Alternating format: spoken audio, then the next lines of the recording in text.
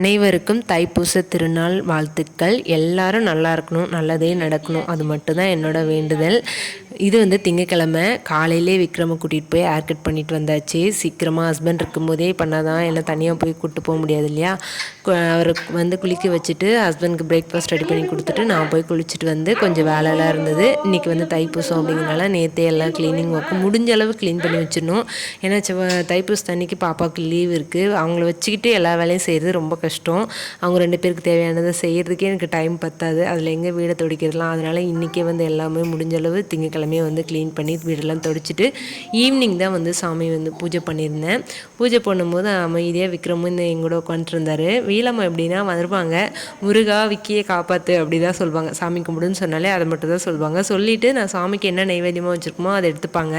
அது முருகரே சாப்பிட்ற மாதிரி ஒரு சந்தோஷம். எல்லாருமே இந்த நாள் இனிய நாளாக அமையணும்னு சொல்லி வேண்டிக்கிறேன்.